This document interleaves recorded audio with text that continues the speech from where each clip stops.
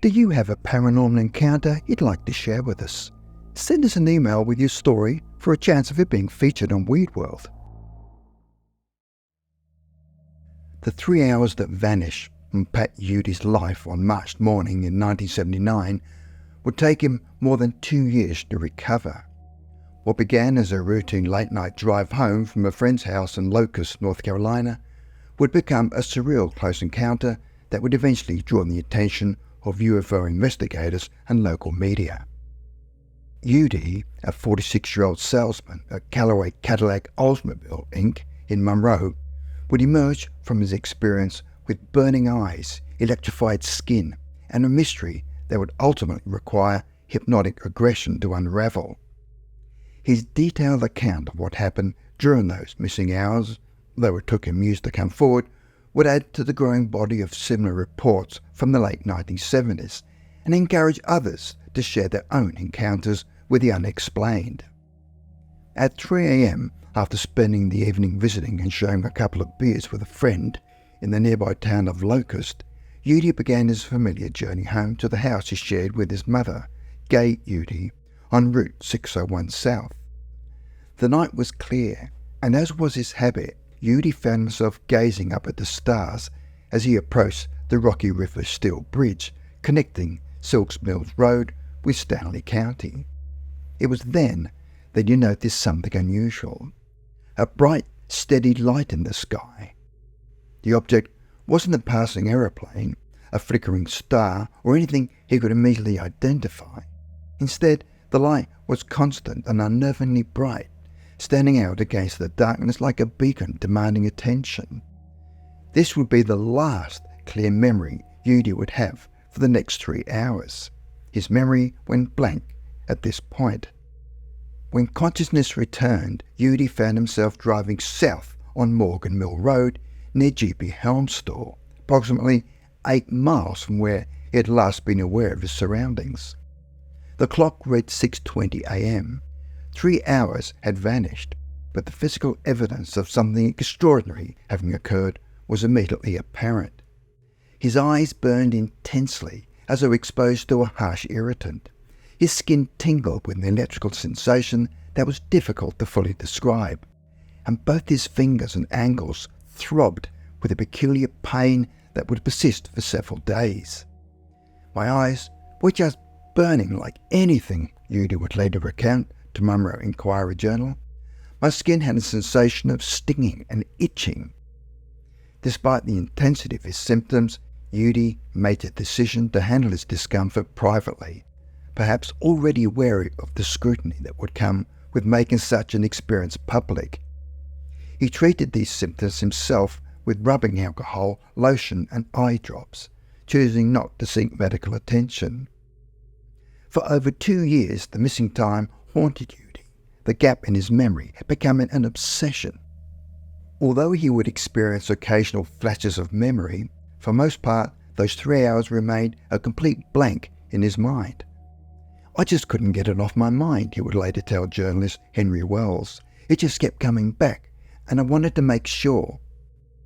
Finally, in the summer of 1981, he reached out to a civilian UFO research center in Ohio, which connected him with Henry Morton, a UFO investigator from Waynesboro, North Carolina. After hearing about the missing time and physical effects, Morton suggested Eudy speak with Dr. Richard Pinneau, a Winston-Salem psychologist specializing in memory recovery through hypnotic regression. The case would later be classified as a CE4, a close encounter of the fourth kind, after the regression revealed Eddie's direct interaction with the occupants of the craft. During a pivotal 2-hour session with Dr. Pinneau, the lost hours began to surface. Eudy recalled finding himself in a well-lit room with metallic walls, its surfaces gleaming under an artificial light that seemed to emanate from the structure itself, rather than from any visible fixtures or bulbs. The walls appeared smooth and without seams, and the air had an unusual quality, neither warm nor cold, with a sterile scent that was both unfamiliar and faintly unpleasant. There were no windows, no signs of natural light or any indication of how he had arrived there. Before him stood what he described as an astronaut in a suit, a being approximately 5 feet tall, wearing a light metallic material that gave it an almost robotic appearance. The suit was reflective and seamless, and his face was obscured by a dark visor. Throughout the entire encounter, it never uttered a word. Despite its humanoid form, 2 arms, 2 legs and a head, there was no mistaking that this was not a human being. His movements were deliberate and precise, yet it remained completely silent, focused more on its task than engaging with him. The interior of the craft, which Eudy believed to be oval-shaped, resembled a sophisticated cockpit. The room had a distinct functionality, with surfaces and panels indicating advanced technology. Despite his fear, Eudy's curiosity led him to ask questions about the craft's operation. As he would later recall, I wanted to know how it operated. He asked many questions about the craft's functionality, but the being remained silent, never speaking a word. After what seemed like several minutes in the first room, Eudy was moved to a second, darker room that heightened his anxiety. I was scared, Eudy would later recall. I was put in a chair, like a doctor's chair, and strapped down. I think they were running tests on me.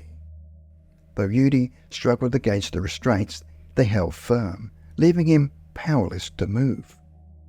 What followed was a series of apparent medical procedures. The persistent pain in his fingers following the encounter led him to believe blood samples had been taken. The being's actions were described as clinical and methodical, suggesting a scientific purpose rather than malicious intent.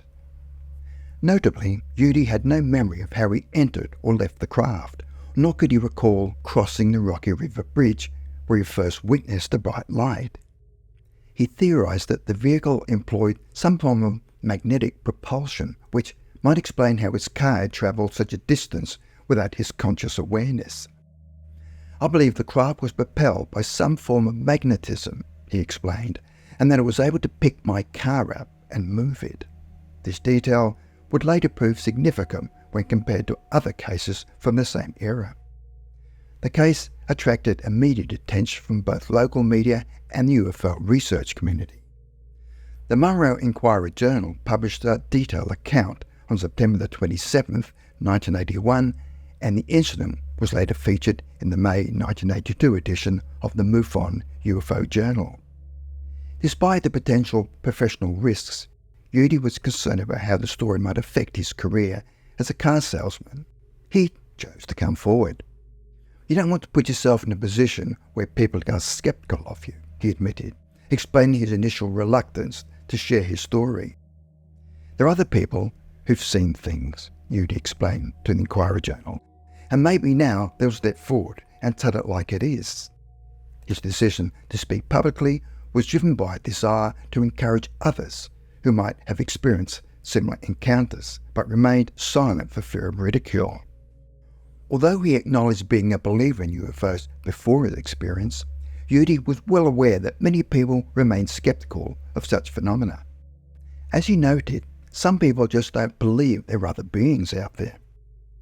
Remarkably, several other UFO encounters from the same period shared striking similarities with Eudy's experience. On March 6, 1979, in nearby Oconee County, South Carolina, multiple witnesses reported seeing a luminous dome or dome disk emitting an extremely bright light as it descended from the night sky, illuminating the entire area. The similarity of the craft's description and its powerful illumination capability aligned closely with Eudy's account. Just days earlier, on February 26, 1979, in Argentina's Santa Fe province, farm worker Arnaldo Cambasoni reported an encounter that bore striking parallel to Eudy's experience. While clearing the entrance to farm fields, Cambasoni witnessed how darkness turned into day, as something illuminated the entire area from above. He observed a strange object approaching, described as a truncated cone, though the intense light prevented him from discerning more details. Most notably, Cambasoni reports seeing a strange luminous figure wearing a very shiny outfit that appeared robot-like in its movements, with his face covered by a trunk-like object, details remarkably similar to Eudy's description of his encounter. Perhaps most significantly, Eudy's experience shared numerous parallel elements with the Lee Paris incident in Prospect, Kentucky, as previously documented on the channel, which occurred just after midnight on January the 27th, 1977. 19-year-old Paris was driving his Jeepster home after watching television with his girlfriend, Kathy Johnson, when he encountered a strange object hovering at an extremely low altitude of around 150 feet. The object, which appeared rectangular and approximately 40 feet long by 10 feet tall, emitted an intense light that Paris described as having a setting sun colour. Like Eudy, Paris experienced missing time, in his case 45 minutes, and had no memory of how he was transported from his vehicle to the craft. His mother noticed his extremely bloodshot eyes upon his return home, similar to Eudy's eye irritation. Through a subsequent hypnotic regression, Paris recalled being in a bright circular room, where he encountered three beings he described as robotic yet sentient: the red one, the white one, and the black one. The similarities between these cases, particularly regarding the method of transportation and the clinical nature of the examinations, suggested a pattern that might merit further investigation. The specific detail of victims having no memory of how they were transported from their vehicles to the craft appeared too distinctive to be merely coincidental. The Monroe incident, documented in both the local Monroe Enquirer-Journal and MUFON UFO-Journal, remained notable for its detailed account of physical effects, missing time, and consistent narrative revealed through hypnotic regression.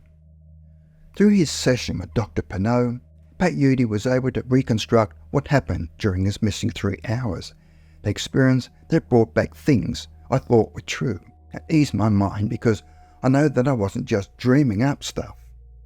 His account, particularly the interaction with the silent, suited figure and the clinical nature of his examination, aligned with other reports from the era, including the Lee Paris case in Kentucky and another Cambosones encounter in Argentina.